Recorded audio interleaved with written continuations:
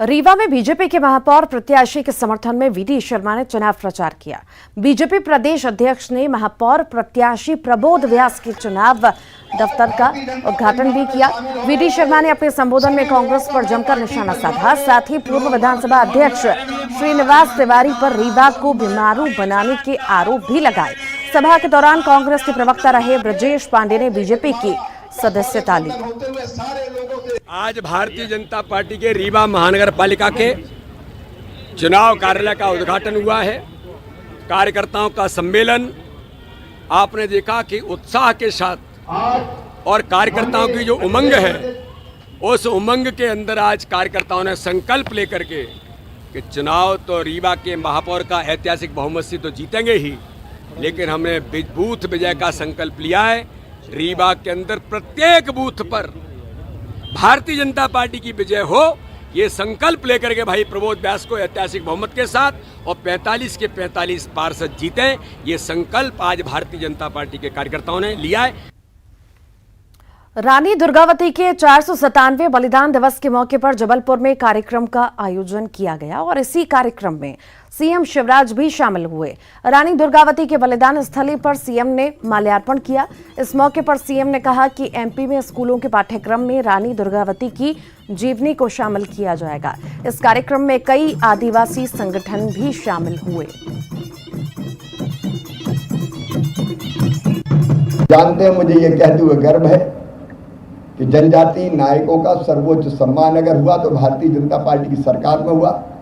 रानी दुर्गावती जी की समाधि हो, चाहे रघुनाथ साह, शंकर साह की प्रतिमा लगाने का काम हो, स्मारक बनाने का काम हो, बिरसा भगवान के जन्मदिन पर जनजाति गौरव दिवस मनाना हो, टंटा भील खज्जा नायक उनके स्मारक बनाने का काम हो, सदैव हमने आगे बढ़ के इस काम को किया है और रानी का पाठ जरूर पाठ्यक्रम में पढ़ाया जाए। इंदौर में महिला पुलिसकर्मी को गोली मारने के मामले में नया खुलासा हुआ है। टीआई हाकिम सिंह और महिला पुलिसकर्मी के बीच कार और पैसे का लेन देन को लेकर विवाद था। घायल पुलिसकर्मी ने बताया कि टीआई गाड़ी लौटाने में आनाकानी कर रहे थे और इस बात को लेकर विवाद हुआ, जिसके बाद टीआई ने महिला एएसआई को गोली मार दी।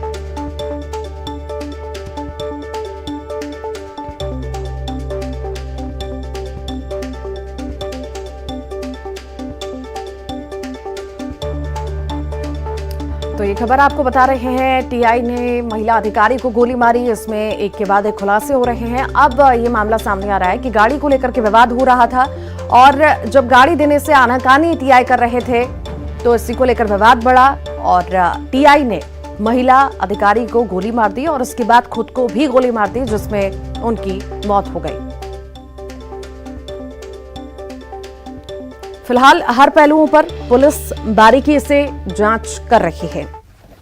मैंने उनको दे दिया था, पर वो है ना मुझे बोले थे कि नई गाड़ी लूँगा और उनकी गाड़ी की बुकिंग भी है यहाँ पर इंदौर में।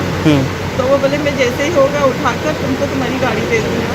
तो सर हम उनसे 6 महीने से गाड़ी मांग रहे थे, वो गाड़ी नहीं दे रहे थे हमको। तो अब बस गाड़ी के मैटर्स पर ही मतलब मैंने उनकी शिकायत भोपाल में करी थी।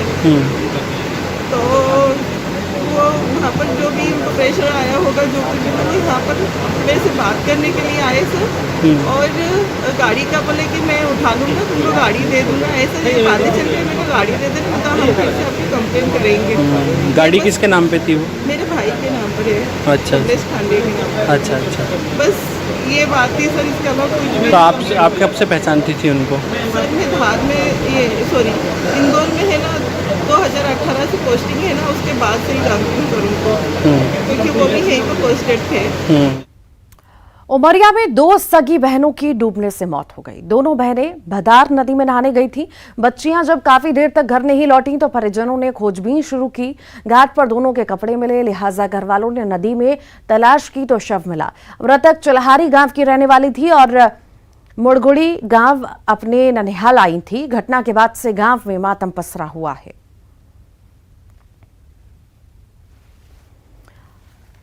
तो डूबने के दौरान 2 बच्चियों की मौत हुई है। 2 बहनों की डूबने से मौत हुई है। भद्रा नदी में नहाने के लिए बच्चियां गई थी और जब काफी देर तक घर नहीं लौटी तो घर वालों ने बच्चियों की तलाश शुरू की, जिसके बाद दोनों के शव नदी में मिले हैं।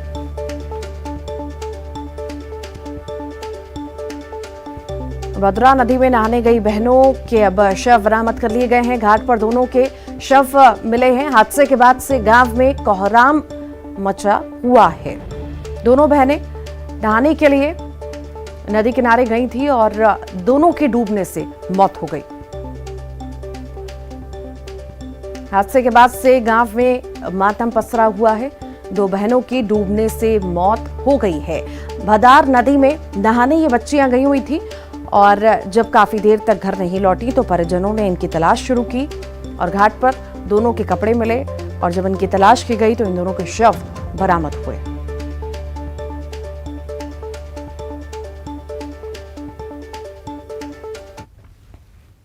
सिंगरौली के गनियारी इलाके में भारी भरकम भैंस कुएं में जा गिरी। 2 दिन से भैंस को निकालने की ग्रामीण कोशिश कर रहे थे, लेकिन सफलता नहीं मिल रही थी। सूचना मिलने पर नगर निगम की टीम पहुंची, लेकिन 50 फीट गहरे कुएं से भैंस को निकालने की तरीका समझ में नहीं आ रहा था। बाद में एक तरकीब अपनाई गई। कुएं में पंप के जरिए लगातार पानी भरा गया। पानी भरने की वजह से भैंस कुएं के काफी ऊपर आ गई। बाद में जेसीबी की मदद से कुएं को तोड़ा गया और स्थानीय के लोगों ने भैंस को निकाल लिया।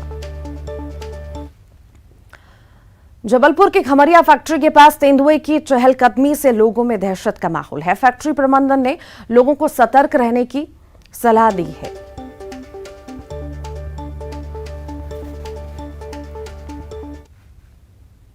और अब आपको लिए चलते हैं और आदिवासियों की एक ऐसी परंपरा से रूबरू कराने जो प्राचीन होने के साथ साथ अनोखी भी है। ये ऐसी समाधियां जहां कब्रें हैं जो हैरान करने वाली है। किसी व्यक्ति की मौत के बाद जब उसको दफनाया जाता है तो उसकी कब्र को एक विशेष कलाकृति का स्वरूप दिया जाता है।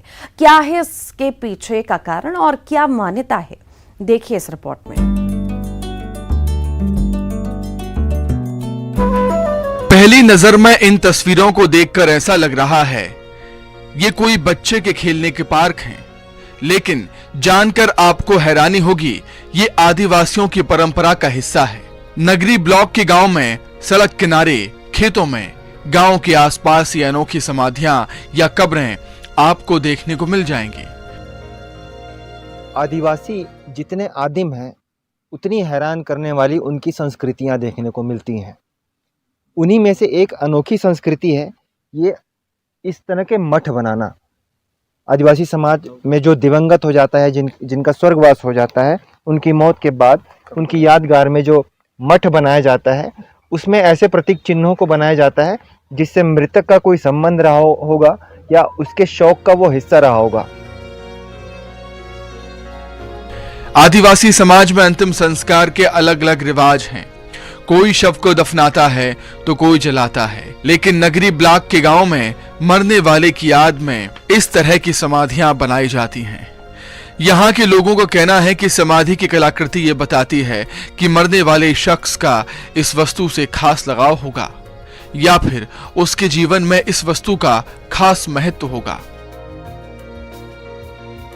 जो हमारा जो छत्तीसगढ़ है, चूंकि हमारा पुरातन काल से ही परंपरा रहा है कि जब हमारे बीच से कोई जो चला जाता है उसका एक आदिवासी संस्कृति में जो है एक प्रतीक स्तंभ बना के रखते थे। ये उसी का प्रतिनिधित्व करता है जो कि आज भी हमारे वर्तमान में भी हमारे कई ऐसे आदिवासी भाई हैं, समुदाय हैं जो कि आज भी इस परंपरा को जीवित बनाए रखे हैं सर। और इसमें जो है इसके अलावा उनका नाम गुदा रहता है, नाम का लेखन कर दिया रहता है। इससे हमारा जो पीढ़ी के बारे में भी जानकारी प्राप्त हो जाता है। ये मठ बनाए जाते हैं सर। हाँ। स्वर्गवास के दौरान। हाँ। यादगार के रूप में। हाँ। इसको बनाए। हाँ।